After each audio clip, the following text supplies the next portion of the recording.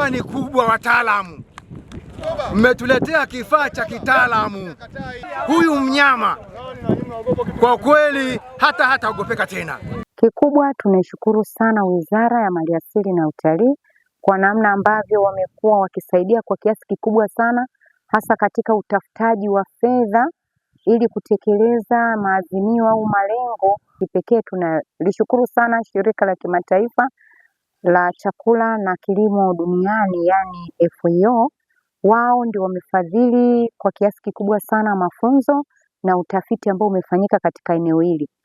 Lakini pia tunawashukuru sana shirika la Honeyguide Foundation. Katika ubunifu wao tunafanya nao kazi kwa karibu sana. Kwa mfano sasa hivi tunawafundisha watu namna ya kudhibiti tembo wasiharibu maghala ya chakula.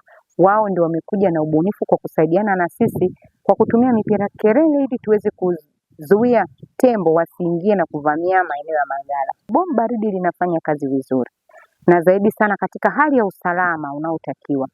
Tunaishukuru sana taasisi ya utafiti ya kijeshi, yani ya Mzinga Corporation, ambao kwa kweli kwa kusaidiana na sisi tumekuja na ubunifu mpya kabisa kwa kuhakikisha kwamba bomu lile hatulirushi tena kwa kuchomoa kamba, bali tunalirusha kupitia kilipuzi au tunasema kasha maalum ambapo tunaweka lile bomu baridi na baadaye tuna uwezo wa kwenda kufyatua bomu lile na linaenda mbali ukilinganisha na mwanzoni yale mabomu tuliokuwa tunatumia ya uzi.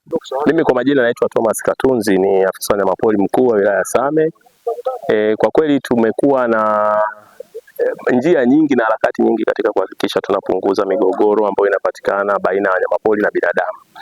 Na tumefanya jitihada nyingi kama serikali, lakini mashirika yasiyo ya kiserikali pia yamekuwa yakitusaidia.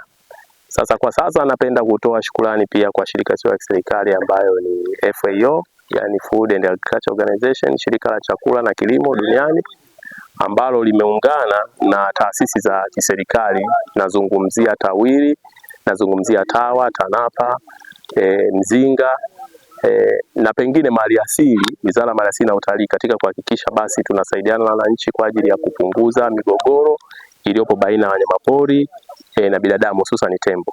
Naitwa Hiwe Ernest Abdalla, mkazi wa kijiji cha Misufini. Ni VGS ambaye kazi yetu maalumu ni ufukuzaji wa tembo ambao wanavuruga mazao ya binadamu. Hasa mgogoro huu ndio ulikuwa ni mkubwa sana. Tulipatia vifaa vya ufukuzaji ambavyo vya kwanza tulikuwa tunafukuza, vile vifaa vilitusaidia. Lakini vifaa ambavyo vimeletwa sasa hivi, bomu baridi, ambavyo ni vizuri zaidi. Hapo tembo hawezi akakaa.